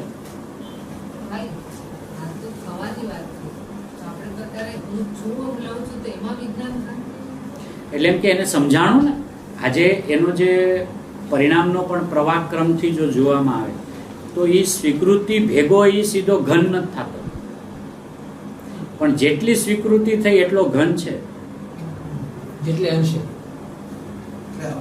જેટલો અંશમાં સ્વીકૃતિ છે ને એટલા અંશે એની ઘનતા છે. પણ હવે ચોસલું નથી બન્યું ત્યાં સુધી એને ખરેખર ઘનતા કહેવાતી નથી. એ ફ્રીઝરની અંદરમાં આપણે પાણીને મૂકીએ ને તો કઈ આમ 1 સેકન્ડમાં ન થાય. પણ હવે એના એક એક પરમાણુ, અને હવે એમાં જેટલા લીન થવા માંડ્યા એટલા પરમાણુમાં દેખાય કે આ ભાગ થઈ ગયો અને આ હજી ભાગ બાકી છે. ચોસલું બી છે ને પાણી, એમ જ્ઞાનીને ખબર પડે કે સ્વભાવમાં હા એને ખ્યાલ આવવા માંડ્યો ને, એટલે હવે એનો પુરુષાર્થ ફાટ થવા માંડ્યો. આજે મુનિરાજો જેવા બહાર આવે તો એને કે નહીં કે બહાર આવવા માટે મુનિરાજો આળસુ છે એમ કે. હવે આવી ઠંડક ભોગવતા હોય હું કામ બહાર ગરમીમાં મરવા આવે? તો આળસુ જ થઈ જાય ને. બરાબર છે? પછી શું કે એ બહાર આવે તો જાણે પોતે મરી ગયા હોય, એને અગ્નિમાં ભઠ્ઠીમાં બળતા હોય. હવે એને ઓલી ઠંડકને અનુભવી છે, પણ એને ફ્રીઝર વાળાને ફ્રીજનું ઠંડુ પાણી પણ ગરમ લાગે. એ ઓલા ગરમી વાળાને એ ઠંડુ લાગે. પણ ફ્રીઝર વાળા હોય ને બરફ મોઢામાં નાખીને એ જે ઠંડુ પાણી પીએ ને એ બહુ મજા નહીં. ચોસલો લે. એટલે મુનિરાજ શું કે પતલી ધાર સુહાતી નહીં હતી. આ એને જે પતલી ધાર હવે આ ઘડીએ જે આવે છે ને બહાર આવું જાય ને અંદર ને બહાર, એ ધાર કે અમને સોહાતી નથી. અમે તો વિજ્ઞાન ઘન જે ચોસલું થયું જોયું છે ને બસ એની અંદરમાં જામી જાય. તો એ વિજ્ઞાન ઘન થતો જાય છે તો એમાં એને અંદર ખબર પડે છે કે આટલો થઈ ગયો, આટલા પરિણામની અંદરમાં હજી લિક્વિડિટી છે. એમ એને એક સમયમાં એક સાથે બેનું જ્ઞાન થાય. કેટલો થયો એટલું અને કેટલું બાકી છે એટલું. હવે જેટલું બાકી છે એટલો પુરુષાર્થ ફાટ છે ને જેટલો થયો છે એનું જ્ઞાન છે. હે ને? એટલે આજે એ બહાર આવ્યા ભેગા સીધા અંદરમાં ઝાપટ કેમ મારે છે પાછા? કે હજી તો એ બહાર આવ્યા ને એટલે એને હજી ઓલી ફ્રીજની ઠંડક ચાલુ છે, પણ ચોસલો છૂટી ગયો, પણ એને પોસાતું નથી. હે ને? એટલે એ આહારના વિકલ્પ, ઉપદેશના વિકલ્પ અને કોઈને સમજાવવાનો ભાવ, શાસ્ત્ર રચવાનો ભાવ, તો ત્યારે હવે એને જે ઓલું પાણી ઠંડુ છે ને બસ એ પ્રોસેસ એની, એને ગરમી નથી એ ન્યાય, પણ ઓલાની અપેક્ષા ગરમી કહેવાય. ચોસલાની અપેક્ષા ગરમી છે, પણ એને તો એમ કે જ્ઞાનીઓને એટલે મુનિ ભગવંતોને આગલા ગુણસ્થાનો વાળાને તો કે વિકલ્પની અંદરમાં પણ નિર્વિકલ્પતા હોય છે, એવા શબ્દ પ્રયોગ આવે. વિકલ્પના કાળે પણ કે સાહેબ વિકલ્પ હોય કે ખાલી નિર્વિકલ્પ, કે બે હોય. સાંભળને એલામાં ઘૂસી જાય પછી બધી ખબર પડશે કે એક સાથે બે હોય કે ન હોય. હવે આ ઘૂસો નથી ને એટલે કે કા આ હોય ને કા આ હોય, કા નિર્વિકલ્પ હોય ને કા સવિકલ્પ, બે કે બે હોય. પણ એમાં નિર્વિકલ્પતા ઓલી ફ્રીઝર વાળી નહીં, ઓલી ઠંડક વાળી. કારણ કે એ જે ઠંડીમાંથી અનુભવ કરીને બહાર આવ્યા હોય ને એને લાંબો સમય સુધી ગરમી અડે નહીં, અને લાંબો સમય એ ગરમીમાં રહે નહીં પાછો. એટલે એની ઠંડક કાયમ રહે એમ, બસ એની ખાલી ફોર્મ બદલે. ઓલું ઘન છે ચોસલું અને આ લિક્વિડમાં છે, બસ એટલું. પણ ઠંડક એની જાય નહીં, એટલે ઈ ઉકળાટની અંદરમાં ના આવે. હા, તો એને અંદરમાં જે ખ્યાલ આવી જાય છે પરિણામ. સુગાણીજીમાં એમ આવે કે અમને અનુભૂતિના કાળે દ્રવ્ય પર્યાય બેનું જ્ઞાન થાય છે. આ બેનું જ્ઞાન થાય. પછી કે પર્યાયની અંદરમાં પણ બેનું જ્ઞાન થાય. જેટલી શુદ્ધ થઈ એટલી, જેટલી અશુદ્ધતા બાકી છે એટલી. પણ એ અશુદ્ધતા રાગના અર્થમાં નથી. Liquid form. શાસ્ત્રમાં એમ આવે અબુદ્ધિપૂર્વકનો જેટલો રાગ પડ્યો છે અનુભવના કાળે એટલું એને વેદન પણ છે ઈ અપેક્ષા. અને દ્રષ્ટિમાં દ્રવ્ય છે એટલું એને સુખનું વેદન પણ છે. ઘણી બધી વિવેકસાવથી વાત આવે.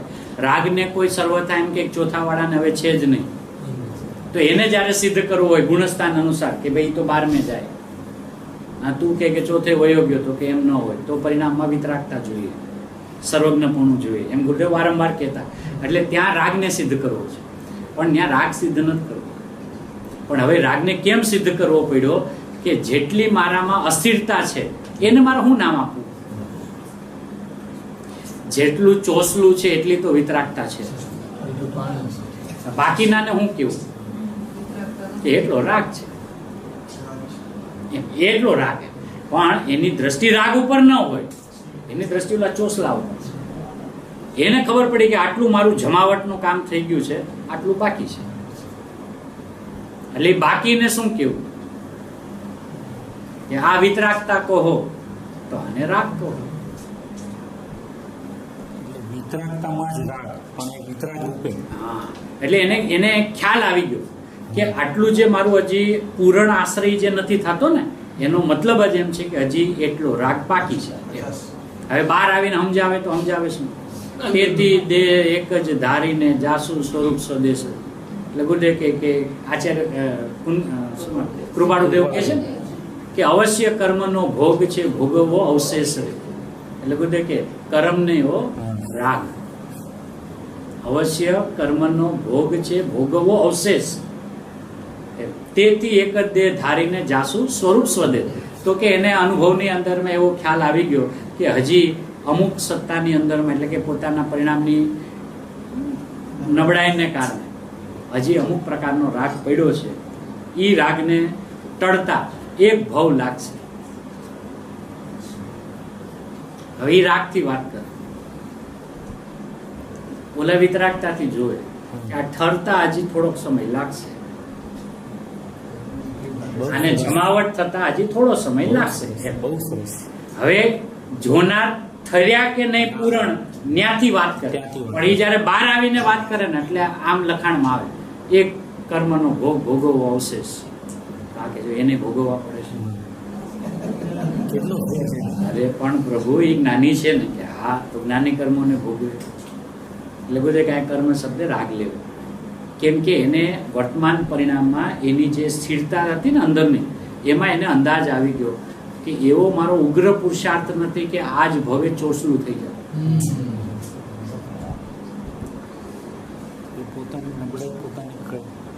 કડી લે છે તો જ તો જ્ઞાન સમ્યક છે ને.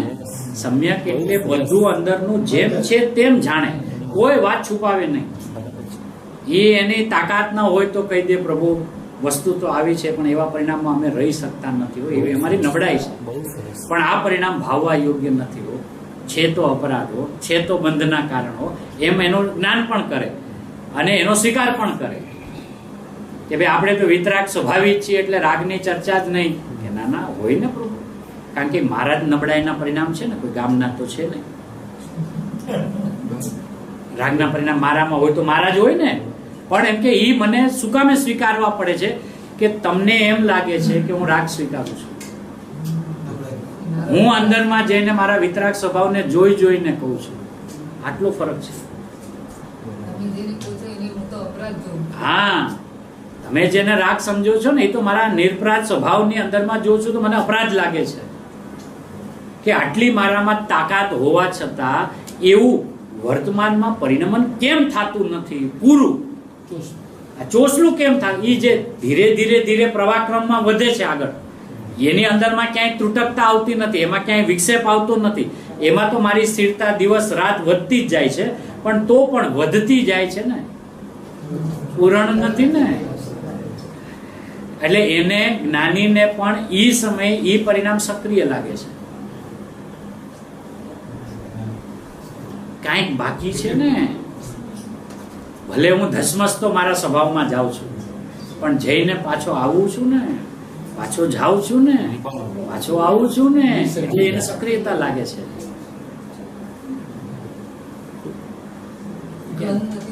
ઘન નથી થયું. એટલે જ્ઞાનીના જે જ્ઞાન સમ્યજ્ઞાની જીવો હોય ને, એની દરેક વાત નિખાલસતા વાળી. ગુરુદેવની આપણા જીવનમાં જો કોઈ પણ વાત હોય તો એ ખુલ્લે આમ જ કહેતા હોય, પેલા અમને આ ખબર નહોતી, પણ ખબર પડી એટલે અમે મૂકી દીધું. કે સાહેબ તમારે એવું બધું જાહેરમાં શું કહેવાનું? ભાઈ અંદરમાં નહોતી ખબર, આપણે ખબર પડી કે આ વસ્તુ આમ ન હોય, આપણે મૂકી દીધું. બરાબર છે. એને જ્ઞાની જ રાગનો સાચો સ્વીકાર કરી હતો. અજ્ઞાન વાળાને તો રાગ કોને કહેવાય એ જ ખબર નથી. એટલે એ તો ખાલી રાગનો ઝંડો લઈને ફરે. એને રાગ કોને કહેવાય એનું વાસ્તવિક સ્વરૂપ ન ખબર હોય. આ વિતરાગ સ્વભાવને અડીને સ્પર્શીને જે આવ્યા હોય એને જ ખબર પડે કે રાગ કોને કહેવાય. હા, એટલે વચ્ચે આપણે થઈ હતી ને વાત કે નિર્વિકલ્પ જ્યાં સુધી ન થાય ત્યાં સુધી એને વિકલ્પ પણ ખરેખર હોતા જ નથી. એ અત્યારે કહે છે ને મને વિકલ્પ ચાલે છે, એને ભ્રાંતિ ચાલે છે. નિર્વિકલ્પતાના વેદન વગર વિકલ્પ કેવા કોને? વિતરાગતાના અનુભવ વગર રાગ કેવો કોને? અતિન્દ્રિય આનંદના ભોગવટા કર્યા વગર દુઃખ કેવું કોને? અત્યારે જે દુઃખ છે એ તો બધી કલ્પનાઓ છે ને, આનું દુઃખ કર્મના ઉદયનું, સંયોગોનું ઇત્યાદિ ઇત્યાદિ. પણ મારા અતિન્દ્રિય આનંદની અંદરમાં ડૂબીને બહાર આવ્યો અને એ પરિણામ ધારાવાહી ન રહ્યા, એનું દુઃખ, એવું દુઃખ. તો આજે રાગના પરિણામ ઉત્પન્ન થાય તો પેટનું પાણી ન થલતું ને? કેમ ન થલતું? કે અત્યારે બીજું શું હોય? આજ હોય ને, પણ અત્યારે હું ન હોઉં. આજે હું આપણે કે અત્યારે આપણને શું હોય? હા બહુ સારું, અત્યારે તમે ન હો. હા, એ વાત કરો ને. એ જોર ક્યાં આપે? અત્યારે તો આ ભૂમિકામાં આ જ હોય ને. એટલે શું?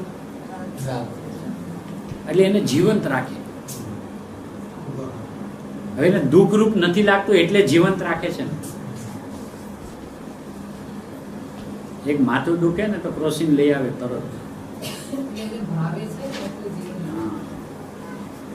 બરાબર છે. હવે એને જો માથું દુખાવું ગમતું હોય ને તો ક્રોસિન લે જ નહીં. એટલે રાગ જેને પોષવો હોય, રાગને જેને જીવંત રાખવો, એ રાગને ટાળવાની વાત જ ન સાંભળે. એ તો એના કાળક્રમમાં ટળે, થવા યોગ્ય હોય થાય, ક્રમબદ્ધ હોય, સર્વજ્ઞ દીઠો ત્યાં સુધી લઈ જાય. અને પાછા ક્યાં લઈ જાય? નવી વાત એટલે એક વાત બીજી આરે જોડે. એને ઇન્દ્ર, એને નરેન્દ્ર, એને જીનેન્દ્ર બદલવાને સમર્થવાન ત્યાં લઈ જાય. ઓલા ઇન્દ્ર બોલાવી દે ક્યારેક આપણને નામ કરીને અહીંયા નીચે હું કહેતો હતો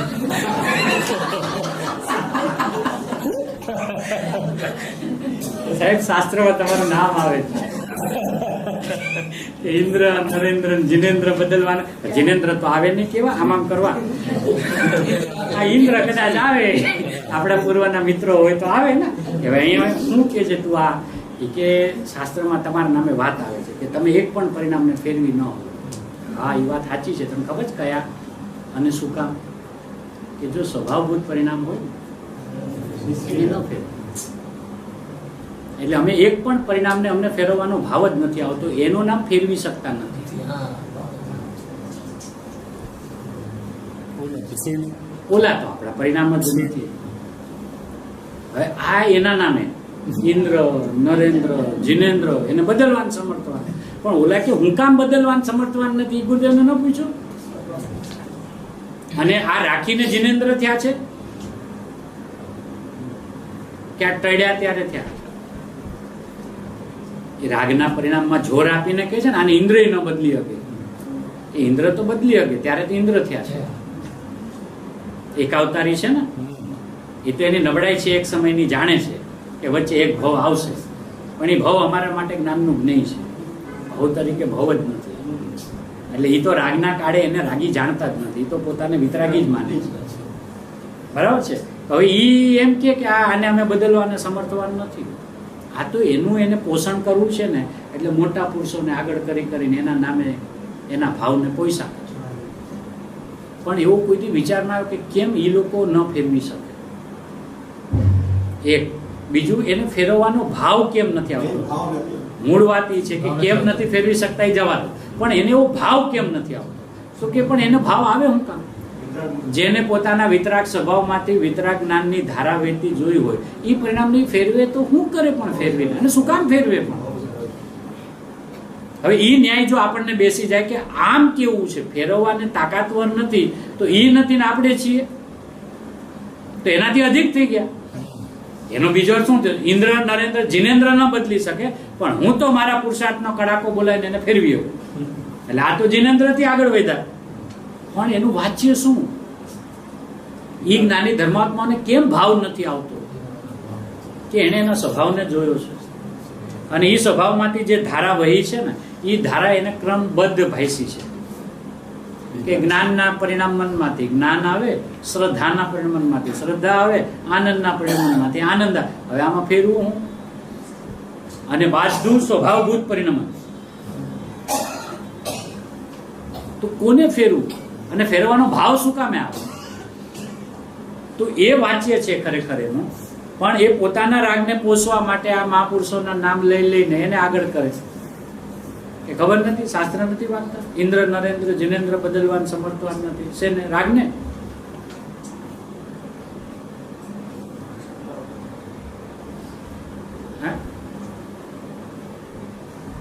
હવે ઈમાનદારીથી જુઓ તો એને એ સમય આવો કઈ વિચાર આવતો નથી. કેમ કે એને તો રાગ જીવંત રહેવો જોઈએ. બસ મારો અભિપ્રાય છે ને તૂટવો ન જોઈએ. અને જો હમણાં હું વિતરાગી છું એમ કહી દીધું તો પછી મારે તો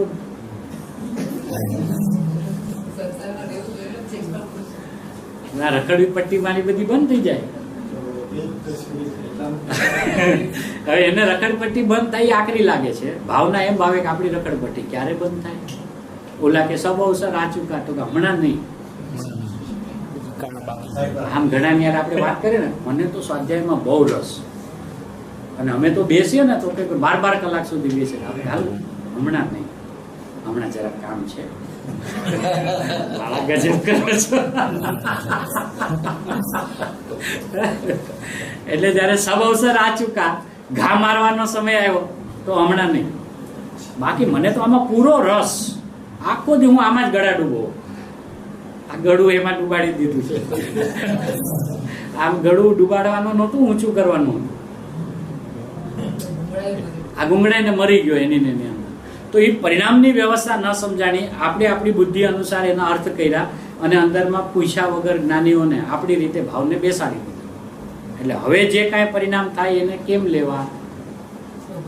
કે સ્વભાવભૂત થાય છે, એવી જ મારી વ્યવસ્થા છે. અને એ વ્યવસ્થા સ્વભાવભૂત હોવાને કારણે એ પરિણામ નિષ્ક્રિય છે.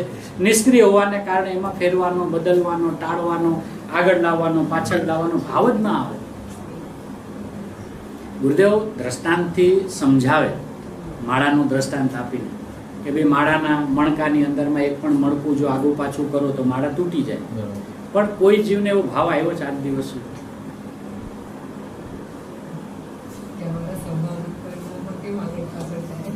હે ખાલી આપણે માળામાં પણ વિચાર માળામાં, અને એ માળા 108 મણકાની હોય અને માની લો મલ્ટી કલર હોય, મલ્ટી કલર વાળી, એમાં બધા 108 રંગ હોય, એક એક પારો એક, તોય એને એક પણ પારાને ગ્રીન વાળાને લાલની જગ્યાએ, લાલ વાળાને પીળાની જગ્યાએ લઈ જવાનો ભાવ જ ના આવે. એક કલર ના હોય એમાં તો ન જ આવે.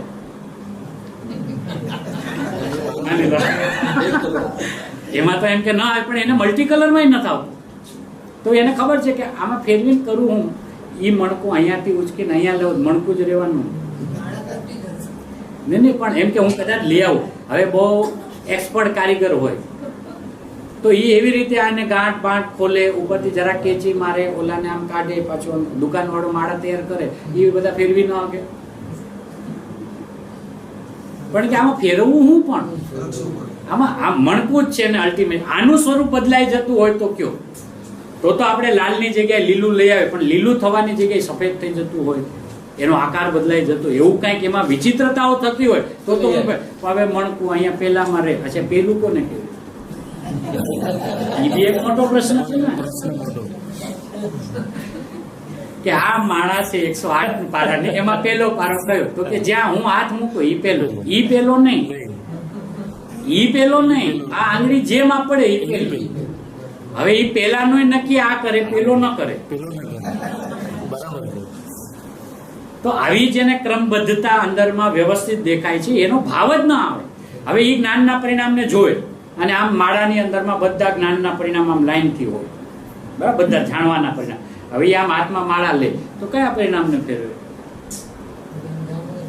અને ફેરવીને કરે હું બધું જાણવું જાણવું જાણવું જાણવું જાણવું જ છે એમ. તો આ જે છે ને એ ક્રમબદ્ધતા છે. આ જાણવાના જે પરિણામ સમય સમય જે પ્રગટ થાય છે એ ક્રમબદ્ધ છે. હવે આ માળા ફેરવતા હોય અને બહારથી કોઈ વસ્તુ સમજો ઉડીને આવી, એટલે એ આમ કરી નાખે, તો આના ક્રમબદ્ધ ને કાંઈ નહીં. એટલે આ ક્રમબદ્ધ ની શૃંખલા તૂટે નહીં. એટલે રાગ બહાર આવતા આવ્યો, અંદરમાં નહોતો, અંદરથી લઈને આવ્યો નથી, બહાર આવ્યો ત્યારે એક સમયવર્તીમાં જે થયો ને તો એ અધર થી ઉભો કર્યો છે, એમ ગુરુદેવ કહે. હવે ઉભો કર્યો છે એનો મતલબ જ છે કે અંદરથી નથી લઈ આવ્યો. હવે જે અંદરથી નથી જ લાવ્યો એટલે ક્રમબદ્ધ નથી. અંદરથી જે લાવ્યો એ ક્રમબદ્ધ, અંદર પાછું જે જાય એ ક્રમબદ્ધ. પણ અંદરથી જે લાવે નહીં, અંદર જે લઈ ન જાય, બહાર આવે ત્યારે ઉભો કરે, એ અંદર જતા પહેલા એને બહાર મૂકી આવે, એ ક્રમબદ્ધ ન હોઈ શકે. અને આ પરિણામની શૃંખલા તૂટતી નથી, કેમ કે અહીંયા તો એક પછી એક જાણવું જાણવું જાણવું જાણવું જાણવું જાણવું જાણવું, એમાં ક્રમબદ્ધ આ ક્રમબદ્ધ સમજાતા આપણને વિતરાગતાનો જન્મ થાય ન થાય. અને ગુરુદેવે આખી જિંદગી એ ક્રમબદ્ધનું તાત્પર્ય વિતરાગતા અને એનું ફળ. તો એ ફળ આપણા જીવનની અંદરમાં આવે તો ક્રમબદ્ધનો સ્વીકાર થયો એ સાચું, વિતરાગતા. એટલે આપણે એ ગુરુદેવ આપણને જે ન્યાય આપે માળાના દ્રષ્ટાંતથી, આપણે બધા આ જ દ્રષ્ટાંત આપે, કેમ કે ગુરુદેવે આપ્યું છે. તો એ તરત શું કે વગર વિચાર માળા તૂટી જાય, ઉભો તો રે, તૂટે હું કામ? એ કે તૂટે હું કામ? ફેરવે તો ને, પાછા પેલા કે ફેરવે હું કામ? એને તો 108 ગણવાના જ છે, કોઈ બી હોય. એને માળામાં કઈ રસ નથી. એને તો એ માળા જે નિમિત્તે દેવામાં આવી હતી એમાં રસ છે.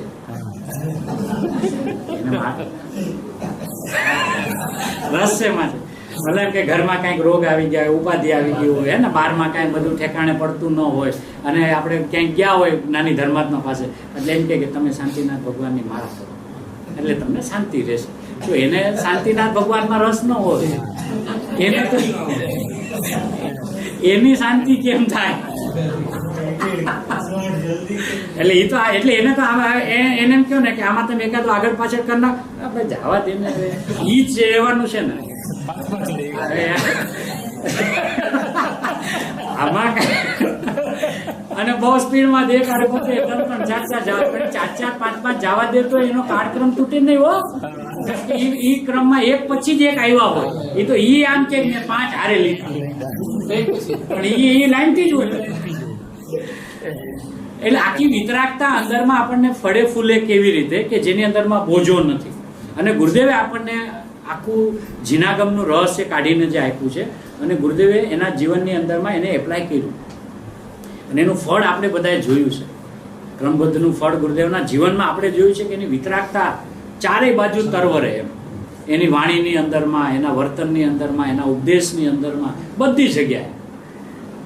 તો કોઈની આરે કોઈ પણ પ્રકારની આગળ પાછળની વાત નહીં, જે વાત હોય એ બધી વ્યવસ્થિત વાત આવે, ચારેય અનુયોગને અનુરૂપ વાત આવે અને ટોટલ એક જ મારે 4 અનુયોગનું તાત્પર્ય વિતરાગ.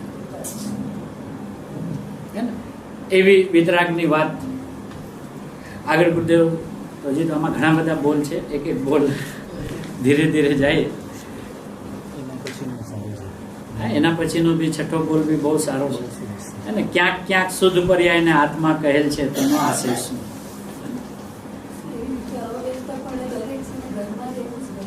હા એવું જ છે. હા હા ઘર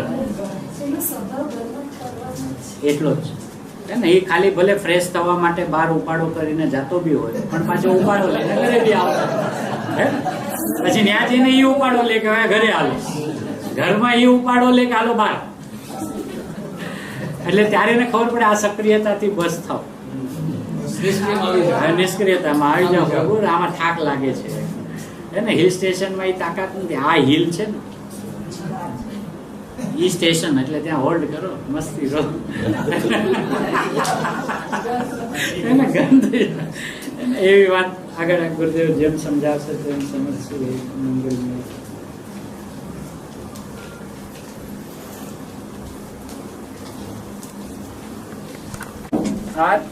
આત્મજ્ઞાન में आत्मा की सिद्धि और प्रसिद्धि है. आत्मज्ञान में भिन्न रूप विश्व की विसिद्धि है. आत्मज्ञान ही बस ज्ञान है. आत्मज्ञान ही बस ज्ञेय है. आत्मज्ञानमय जाता ही आत्मा ज्ञान ज्ञेय वेद है. दर्शाय सरस्वती परम उपकार है. निज भाव में स्थिर रहूं वंदना विकार.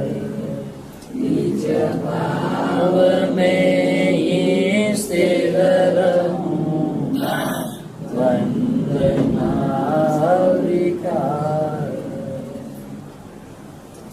લોકના અગ્રભાગે વિરાજમાન ઋષભદેવાદિ મહાવીર પર્યંત અનંત સિદ્ધ ભગવંતોનો હાલ મહાવિદેહ ક્ષેત્રમાં વિરાજતા સિમંદરાદિ 20 નિર્માણ અનંત ભગવંતોનો શ્રી સમયસાર પ્રવચનસાર આદિ જીવવાણી માતનો પંચ પરમાગમના રચયિતા કલિકાલ સર્વજ્ઞ શ્રી કુંદ આદિ અનંત આચાર્ય ભગવંતોનો આ જીવવાણીના રહસ્ય બતાવનાર આત્મ ઉદ્ધારક અનંત અનંત ઉપકારી શ્રી કહાન ગુરુદેવનો જય.